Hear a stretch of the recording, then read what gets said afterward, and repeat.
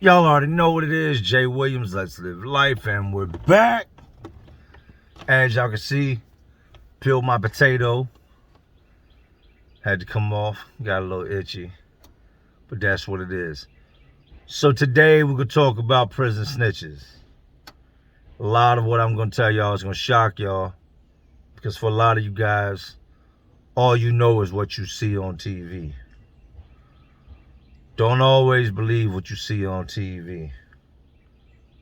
I done seen it go from bad to, what? Y'all ain't gonna do nothing?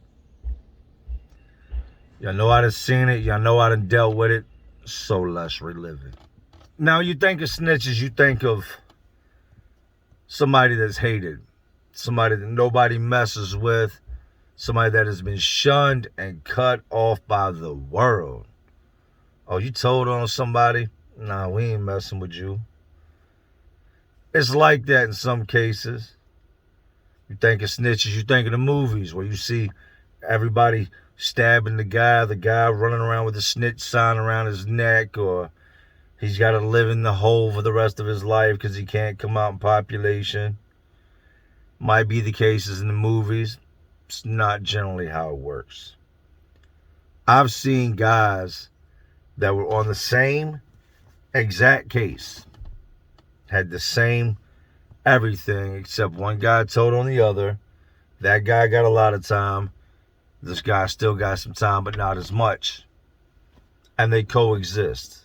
Not coexist as friends, but they just coexist. I've seen it go bad, and I've seen it to where absolutely nothing happened. That's the first story I want to give y'all. I want y'all to pay attention to what I say. Pay attention to what can and will happen. And do your best not to ever become one of these stories. Now, anybody that's done time will agree with the fact that if you've done a large amount of time, you have to forget people to meet new people. You forget people that you knew on the streets. In 10 years, people I met in the beginning of my bid, I would run into 7, 8 years down the road. I wouldn't remember them. Wouldn't know who they were. But I do remember a lot of the stories, just not some of the names. I remember when I first got to Greensville, the gangs were just what they've always been. They were jumping, man. It was just a lot of them. Their numbers were big. And if you messed with one of them, you messed with all of them. That I will give them. When it came to being a brotherhood, actually treating each other as family, when it came time for any type of war, they were on that shit. If you wanted to get at one of them, you better strap up because it's coming.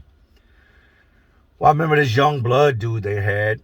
And this dude, I don't know how long he had been there. I don't know how long he had been down. I don't remember his name. That's why I told you you'll forget names. But I remember the dude. I can still kind of somewhat, vision what he looked like. And he was a younger, scrawny dude. Troublemaker, to say the least. He stayed in some bullshit. But he didn't really ever get locked up behind it. He wasn't poking nobody up, stabbing nobody. If they told him to fight with somebody, he would. He more or less liked to get into shit when it was like a bunch of people involved because he was such a small dude. From my understanding, this dude had been in the prison a while now. He'd been around there for a couple years. Everybody knew him, knew of him. He'd been throughout different buildings, different pods, and, moved around a little bit here and there. I never had no issues with dude, never really dealt with dude. And for the most part, the only issues they had was when they had beef with another gang or they were running down on somebody next door to somebody. Several years after being there, we get this guy that shows up that has come from a higher level prison that had a murder charge, that had been locked up a while. Come to find out, he had been locked up just as long as his young blood dude. When he gets there, he realizes, I guess, this young blood dude is blood or whatever, and we can kind of feel some tension. We see them talk a couple times, but you can tell it's not just like a talk you would have with your homeboy. It's more some secretive, hush-hush type talk. And it doesn't take a rocket scientist to figure out that the bigger dude wants to do something to this dude. You can see it in his face. You can see it in his body language. We're just not sure why. Bloods push up on him. Everything all right? Yeah, everything's cool. You sure everything's all right? Yeah, everything's cool, man. Ain't no problems. So this dude goes on to tell a couple other dudes. It's the new dude, the bigger dude that had the murder charge. Goes on to tell some other dudes, that dude's on my case. And when somebody says you're on their case, that means a couple of different things. Can mean a couple of different things. It means y'all caught a charge together. Y'all are co-defendants. Y'all went to prison at the same time. It can mean, this guy testified against me. There's a bunch of different things it can mean. In this situation, it meant this guy testified against him. He goes on to tell some people, we're from the same neighborhood. I caught a body. This dude caused some bullshit, little trouble, and he told on me. So the younger dude turns out just to be your everyday, average little dope boy. Somebody you see posted up in front of the store, doing hand-to-hands, running back up and forth and down the block, doing hand-to-hands, reaching in car windows. He was just a dope boy. He goes one night, rees up, got a gun on him, gets jammed up with the police. Police take him, lock him up, charge him with all this stuff. He's got heroin on him. He's got, shit he uses to cut the dope with. He's got his scales on him. He's got a pistol on him. Bro, you going to prison. No ifs, ands, and buts about it. This ain't junkie status. This is dealer status. And you got a stolen firearm on you. You're going to prison. Now, I know guys that went to prison their first time for possession of heroin with intent to distribute, a firearm charge, manufacturing charge, and that would get 15, 20 years. State of Virginia ain't playing with your ass. They will smoke your boots. They will lay you down in that courtroom. They will give you numbers that ensure that when you come up out of there, if your ass is hustling, you're going to be doing it at a slower pace because you're going to be much older, right? So youngin' gets told off, goes to jail. From what this dude is saying, they start coming at this young boy. And this is what the dude that had the body says. The police start going at the young boy, threatening him with the time, this and that. Well, the neighborhood he lived in at the time was the neighborhood Mosby.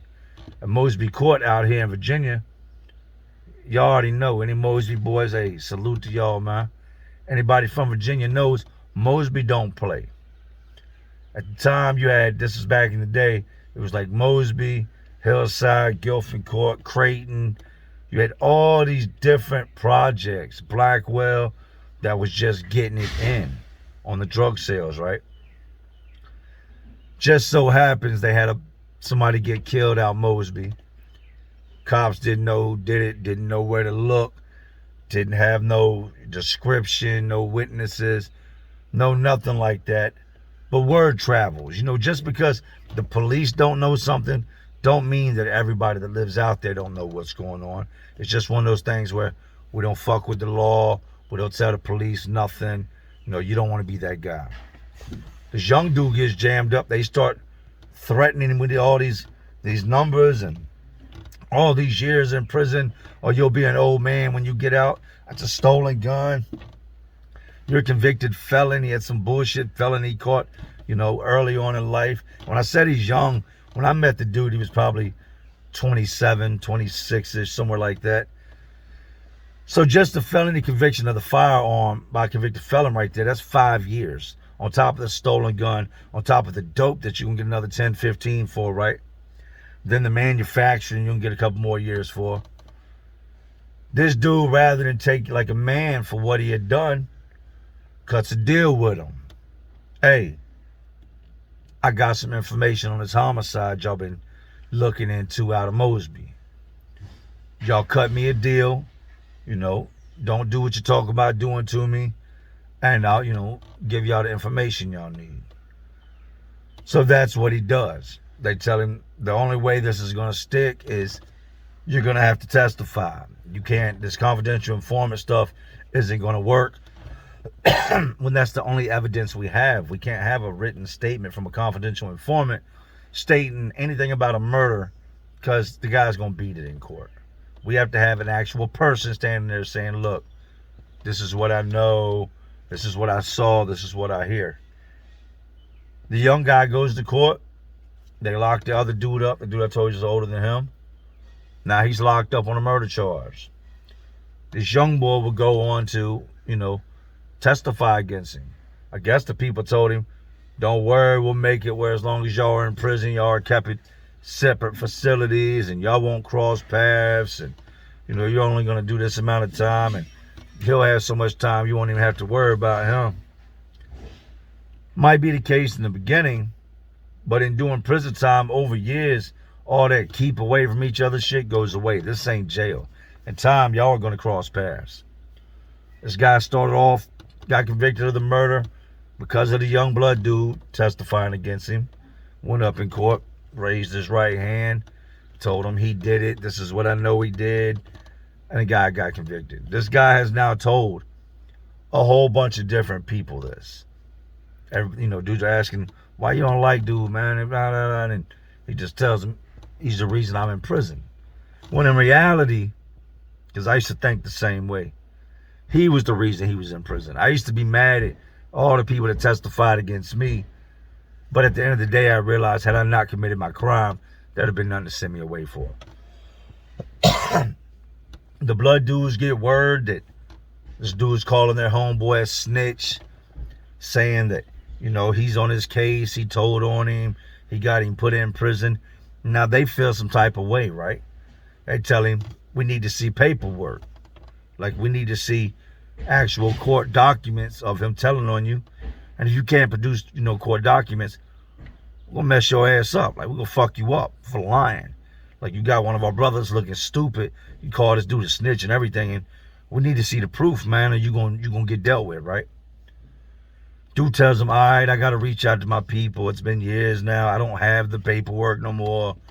It's been lost through being shipped here, shipped there. Like, I didn't need it, right? His time limit runs out. He can't produce this paperwork showing this young dude testified against him. So the Bloods, they do, what most gangs do. Bash one of their brothers, they're going to bash you, except rather than doing it with their mouths, they're going to do it with their fists. They beat this dude up, man. Beat him up. Go in his cell, a whole bunch of them. They jump him. He does his best to try to fight him off, but you're fighting that many dudes, just like fighting a pack of wolves. You're eventually going to become the gazelle. You're eventually going to become that little rabbit or that deer. You will lose. I know. I've lost. I've dealt with it firsthand. They beat the shit out this dude that's got all this time for this murder charge, right? In the meantime, he's been trying to get his paperwork sent in. The little blood dude's telling everybody the whole time, that dude's a liar. He's from my neighborhood. I don't know nothing about him. I ain't never testified on him. Dude's paperwork comes back. Dude gets his people to, go down to the courthouse, pull up everything, motion discovery, all that, and they mail it in to him. He gets it, takes it to the main blood dude. Main blood dude reads it, calls a meeting, calls the young boy over there to the meeting, questions about it. Nothing he can say. This is black and white court document. Word for word, everything he said, word for word, what he saw, him stating the dude's name, him telling them he swears this is the man that killed the other man out there in Mosby. You know what happens next. They go ahead and they violate him. But when they violated him, it wasn't like when they beat up the dude that had the murder charge. They just beat him up. They trashed this young dude, drug this young dude. All the prison politics and gang rules went right out the window. They smashed this dude beyond recognition. And then when they were done, told him, get your shit, take it to the front, and get up out of here. You can't be in here. You can't be on this compound. Every time we see you, we're going to smash you. If you go to the other side of the yard, we've already sent word, they're going to smash you. You're straight police. You're a snitch. You made us all look bad. We went to war behind you. We hurt this man behind you. We trusted you. Like, We can't trust you. Something happens, you're going to tell on us, right?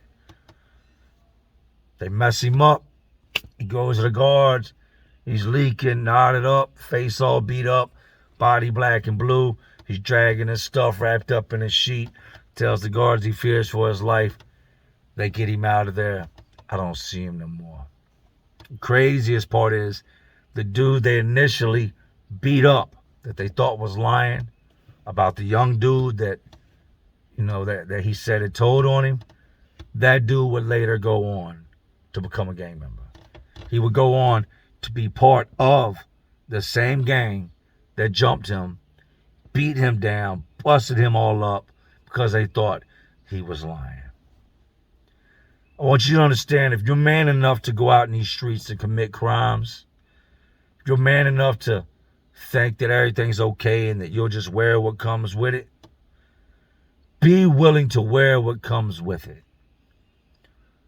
Don't send nobody else to prison because you can't handle your business, because you can't do the time they offered you. You know how many deals they came at me with when they caught me? I had so many different charges. Hey, let us know about this, and you can go home today. You can watch your son grow up. Jay, don't throw your life away. You got a kid at home. What are you doing? Lawyer. That's all I ever told him was lawyer. Everybody ain't built like that. You can be out in these streets right now hustling. It's like you're 9 to 5. You get up every day, you do the same thing.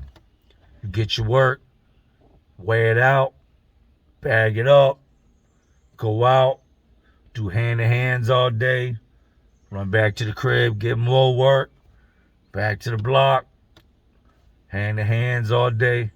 I can promise you that a large majority of the dudes that are around you, if and when you get caught, will not do the same amount of time you do. That's because everybody ain't built for prison. When they start offering out them numbers, throwing them big double-digit numbers at you and telling you, oh, you're going to be old when you get home. You're going to learn today. A lot of these dudes ain't going to do that. They're not going to be able to tell prison stories because they're going to send your ass. But then there comes times like with this dude where he still ended up having to go to prison. He told on this dude, but just based off of all the stuff he had, he still had to go to prison. He still ended up doing like 10 years. Be careful on what you do. And most importantly, if you ain't willing to go to prison, you ain't willing to leave your family behind and watch your children grow up to a prison visitation room, that life, it ain't for you. Now, real quick, in case y'all didn't notice, I had to switch the intro up. My phone was taking forever to upload. Laptop was taking forever to upload, so I had to reset everything. I lost a bunch of files, so I had to switch the intro up. That was one of the files that was lost. Anyway, let's get into today's second story. The last prison I was at, to say the least, was nothing like prisons I was used to. It was a place that still had gangs, lots of drugs, minimal stabbings, a good amount of fights. But when it comes to fighting, you see that stuff in jail. If you really live this life out here, you see it in the streets. It's nothing to even raise an eyebrow about. People get to fight and you'll glance over and then just look back straight. Because it's kind of just, it's normal. I get there, and one of the first things I realize is there's a lot of telling going on. They have this program where other inmates are writing inmates up. Like if an inmate sees me doing something wrong, he drops this little paper to the counselor called an awareness slip.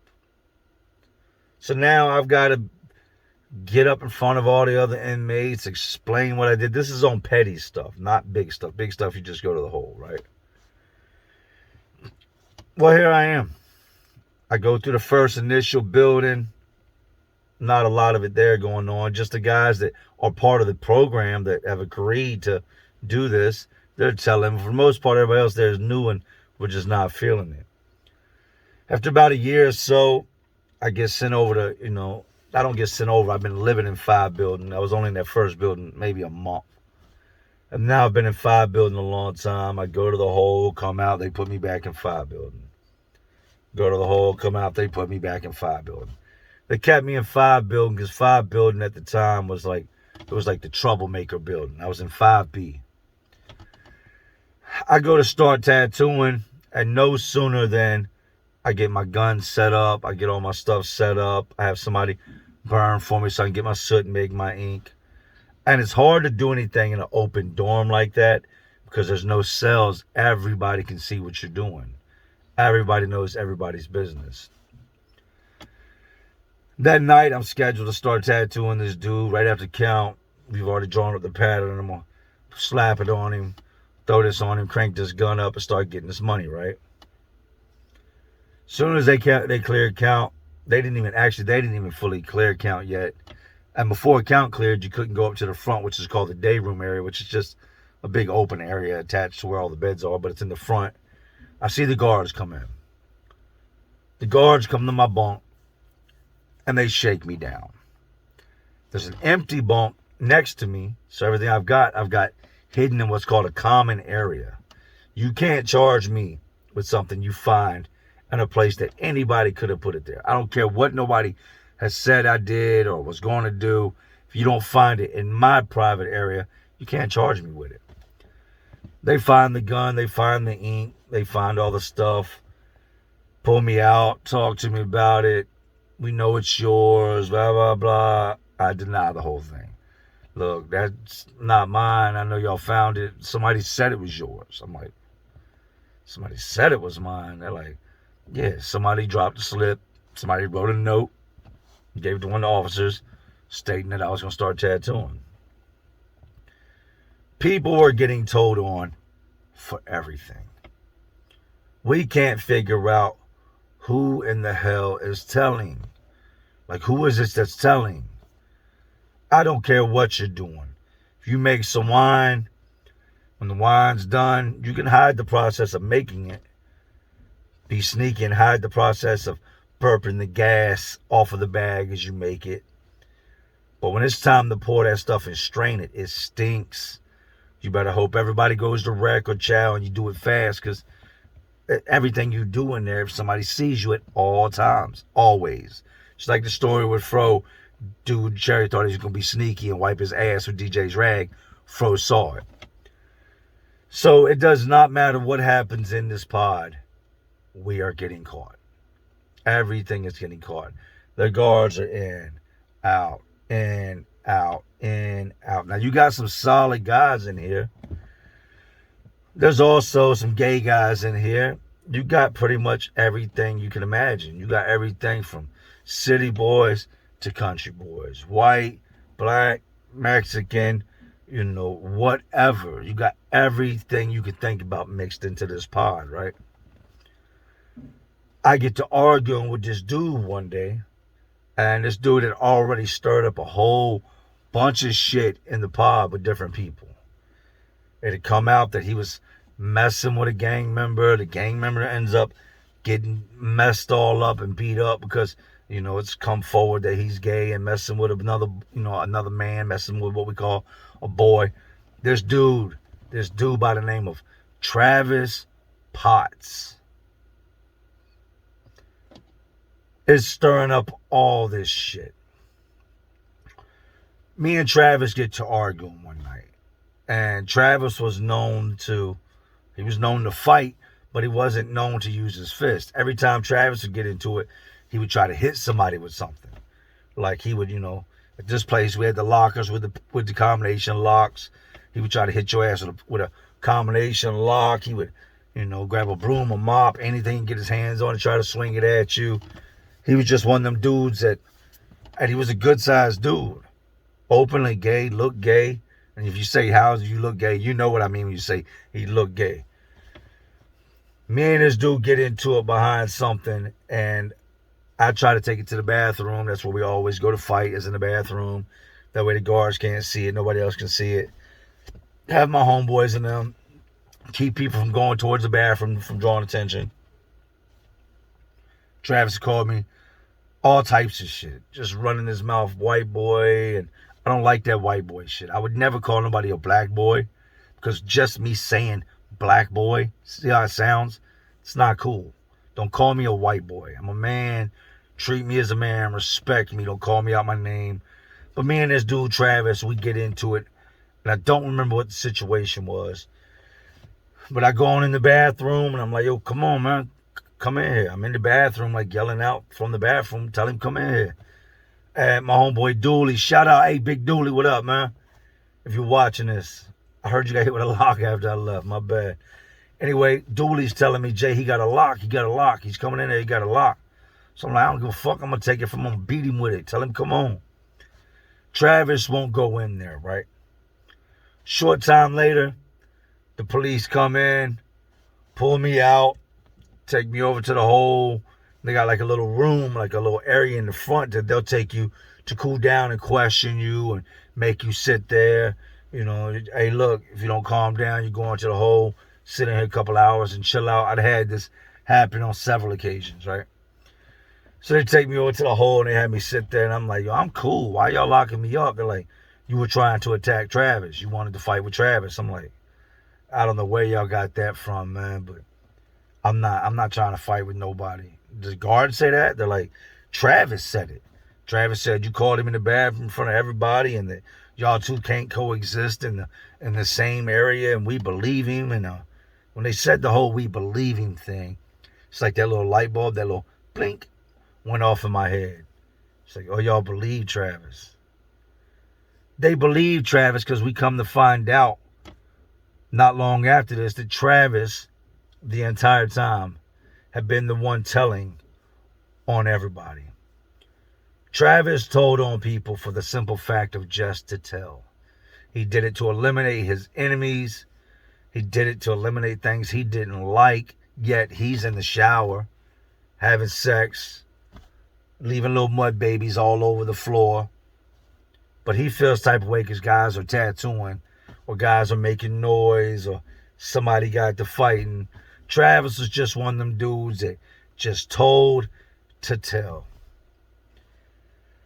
I knew if I put my hands on Travis, I might as well just go ahead and call my people and tell them my release date's going to change because Travis is going to press charges. He's going to take it there.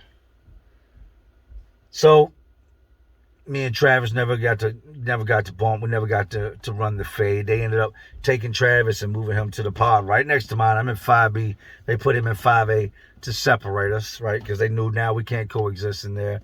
Something will eventually happen. Something would eventually happen. But no sooner than he got next door, he started telling on everybody, and all the telling that was taking place where we were at died down. So I got to thinking about the situation, and I looked into Travis Potts, and I seen that Travis Potts was in jail and ended up catching more time because he took the metal bar. They pushed this cart in, and it's got food on it when you're in the jail. There's this metal bar, this big metal bar. Travis had somehow broke the bar off, commenced to bashing another inmate with it. So Travis is most likely, and most definitely, unless he had somebody to tell on, back in prison. The craziest part of the whole story is that even after everybody knew Travis was telling, everybody knew he was a snitch, nobody did nothing to him.